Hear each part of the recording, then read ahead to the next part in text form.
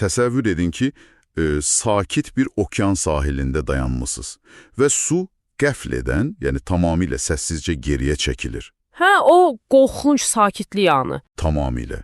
Çox adam maraqlı irəli qaçır, yəni dəniz dibinə baxır, şəkil filan çəkir. Amma əslində, bax bu qəfil çəkilmə üzükdə hər şeyi silib süpürəcək nəhəng bir tsunaminin xəbərçisidir. Düzdür, çox dəqiq bənzətmədir. Bax, biz hazırda o nəhəng texnoloji tsunaminin düz ərəfəsindəyik və bugünkü dərin analizimizin əsas missiyası məhz budur. Biz Mustafa Süleyman və Michael Baskar'ın The Coming Wave, yəni Gələcək Dalğa kitabının irəli sürdüyü o qorxunc reallığı analiz edəcəyik. Bəli, yəni 21-ci əsrin bəlkə də ən böyük dilemmasını, bəşəriyyətə demək olar ki, Tanrıya bənzər yaratma gücü verən bir dalğa. Həm yaradan, həm də varlığımızı birbaşa təhdid edən texnologiyalar. Biz bunları necə cilovlaya bilərik? Sizi inandırıram dinləyicilər, bu müzakirə gələcəyi yox, elə hazırda cibinizdəki o smartfona baxışınızı belə tamamilə dəyişəcək. Mütləq dəyişəcək. Sənin o tsunami bənzətmən əslində çox yerinə düşdü, çünki bu dalğanın bizi hara aparacağını anlamaq üçün əvvəlcə keçmişə baxmalıyıq. Yəni bizim texnologiyadan tarixi münasibətimizə. Tam olaraq, tarix boyu Homo technologicus, yəni texnoloji insan necə davranıb? Kitabda çox güclü bir tezis var. Tarix əslində fasiləsiz texnoloji dalğaların tarixidir. Çaxmaq daşından tutmuş oda, oradan kənd təsərrüfatına qədər hər şey bir dalğa kimi gəlir. Əvvəlcə yaranır, çox bahalı olur, sonra isə ucuzlaşaraq hər yerə yayılır. Necə deyərlər, kütləvi proliferasiya. Məsələn, Gutenbergin mətbaa maşınını düşünün. O vaxta qədər kitablar necə bahalı idi, amma o ixtiradan sonra qiymətlər 340 dəfə ucuzlaşdı. Elədir. Və ya Ford'un Model T avtomobili. Cəmiyyətin mobilliyini tamamilə dəyişdi, amma bax bu yerdə Süleyman çox vacib bir məqama toxunur, intiqam effektləri. Revenge effects. Bax, bu mənim çox diqqətimi çəkmişdi. Yəni, sən bir texnologiyanı yaradırsan, amma onun heç vaxt təxmin etmədiyin, ağlına belə gəlməyəcək mənfi nəticələri olur. Məsələn, soyuducular kimi. Biri çıxıb deyir ki, gəlin qidaları təzə saxlayaq, insanları zəhərlənmədən xilas edək.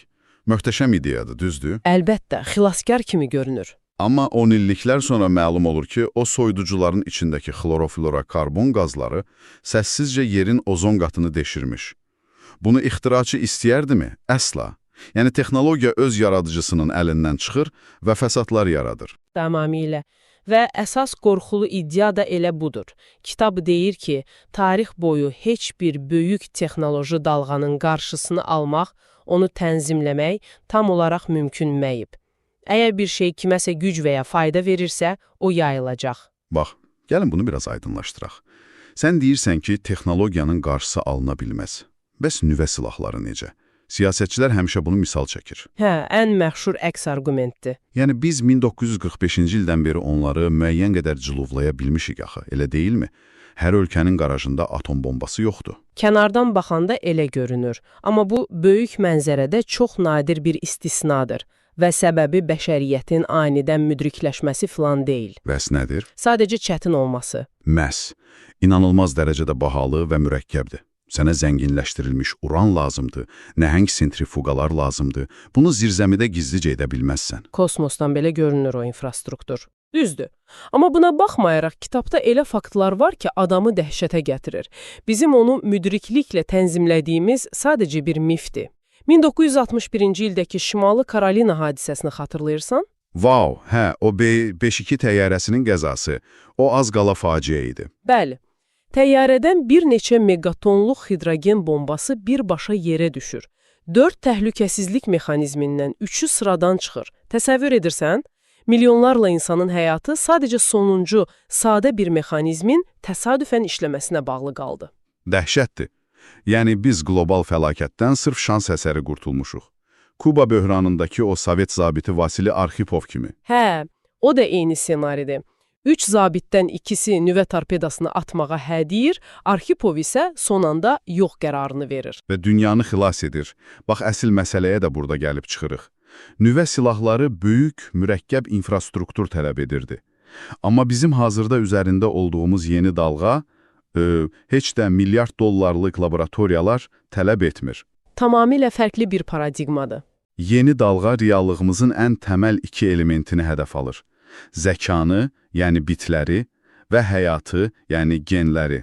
Bəli, gəl elə birinci bitlərdən, yəni süni intellektdən başlayaq.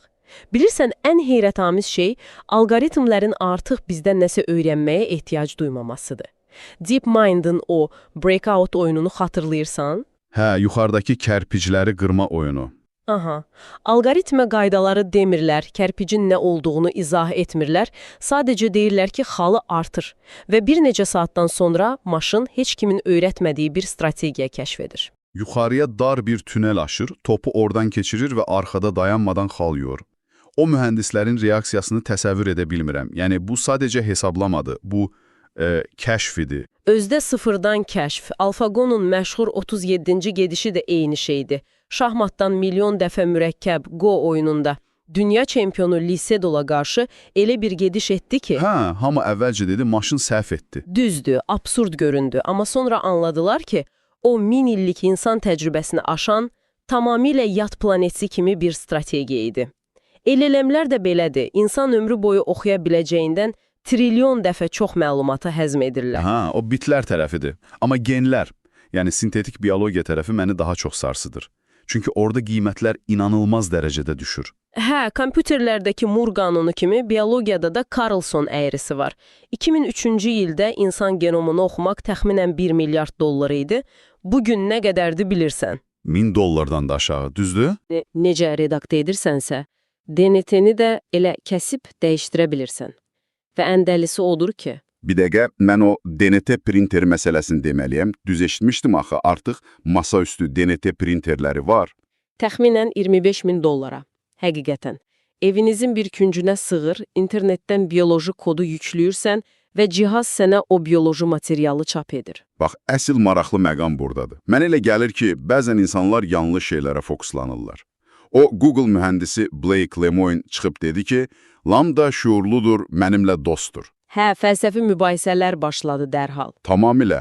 Hamı Terminator ssenarilərini danışırdı. Biz belə fəlsəfi mübahisələrə baş qoşub əsl real təhlükələri qaçırmırıq ki. Çox haqlı bir sualdır. Kitab bu şuur məsələsini darmadağın edir. Süni bacarıqlı intellekt, yəni ASI anlayışı var.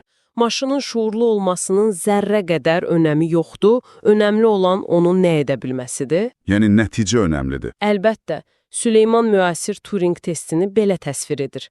Maşına həyatın mənası nədir deməyin, ona $100.000 verin və deyin ki, get Amazonda mənə $1 milyon qazan. Və əgər o tək başına internetə girib, trendləri tapıb, Çindən məhsul sifariş edib, marketinq qurub, o pulu qazanırsa, şuurlu olub-olmamasının nə fərqi var axı? Heç bir fərqi yoxdur.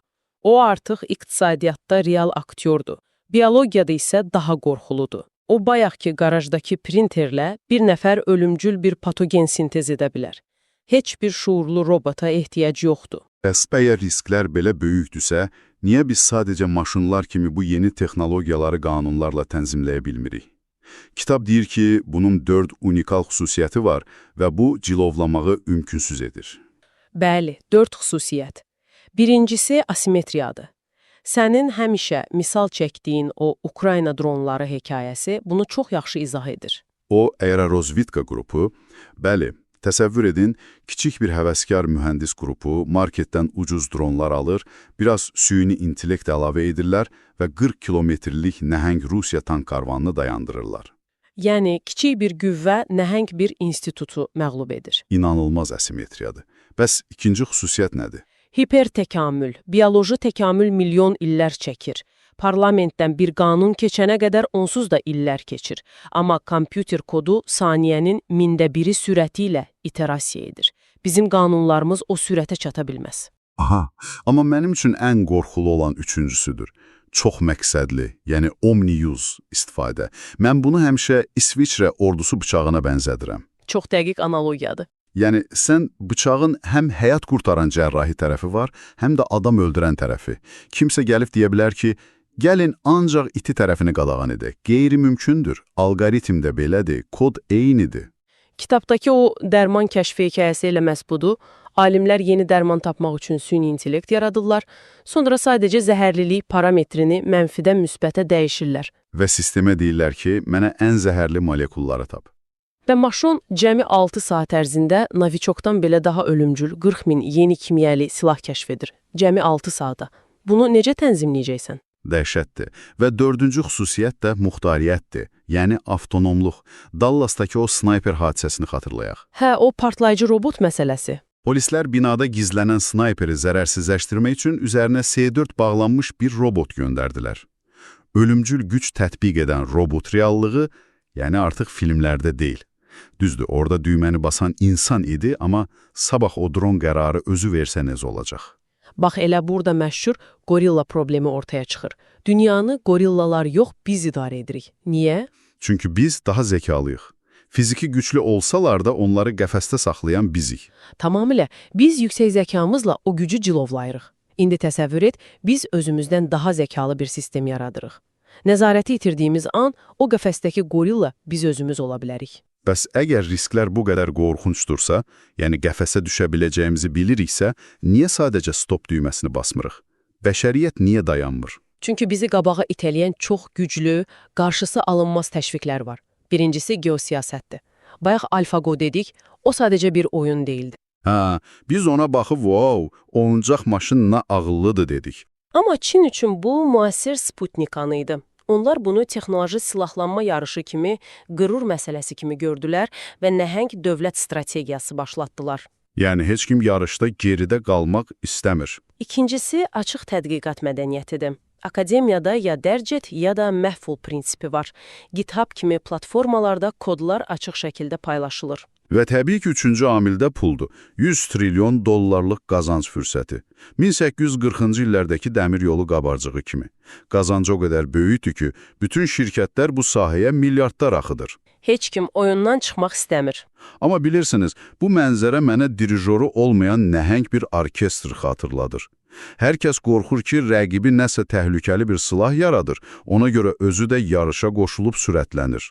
Biz bir növ öz qorxularımızı reallaşdıran qapalı dairənin içinə düşməmişik ki. Mən bunu Sovet dövründəki ABŞ-ın raket boşluğu illüziyasına bənzədirəm. O vaxt Amerikalılar qorxudan silahlanırdılar, amma o şişirilmiş bir illüziya idi. Bəs indiki yarış? İndiki yarış illüziya deyil axı. Çinin nəhəng DNT bazaları, qərb şirkətlərinin yatırdığı 10 milyardlarla dollar reallıqdır. Bu gözümüzün önündə baş verir. Elə isə, hörmətli dinləyicilər, bütün bu laboratoriyalardakı kəşflər, geopolitik oyunlar sizə uzaq səslənə bilər, lakin əslində bu birbaşa sizin həyatınıza toxunur. Həm də necə? Cibinizdəki telefon, istifadə etdiyiniz sosial media alqoritmləri hamısı bu dalğanın ilk damcılarıdır. Bizim bu dərin analizin məqsədi sizi qorxutmaq deyil. Məqsəd odur ki, cəmiyyətimizin qarşılaşdığı bu dilemmanın fərqində olaq. Bir yanda xəstəlikləri həll etmək, iqlim dəyişikliyini dayandırmaq potensialı, digər yanda varlığımızı məhv etmə riski var. Sizin bu mövzuda məlumatlılığınız çox kritikdir. Elədir. Hər kəs bu müzakirənin bir hissəsi olmalıdır. Söhbətimizi yekunlaşdırarkən, beyninizdə düşünmək üçün kiçik bir sual buraxmaq istəyirəm. Biz maşınların fiziki işimizi, sənətimizi, elmi kəşfləri, hətta bioloji təkamülü belə avtomatlaşdırdığını gördük. Bəs əgər düşünmək və kəşf etmək maşınların əlinə keçəcəksə, 21-ci əsrin sonlarında insan olmağın əsl mənası nə olacaq? Biz gələcəyin yaradıcıları kimi qalacağıq, yoxsa öz yazdığımız kodların tamaşasını izləyən passiv tamaşaçılara çevriləcəyik? Tək başına düşünmək üçün məncə əla sualdır. Növbəti görüşlərədək.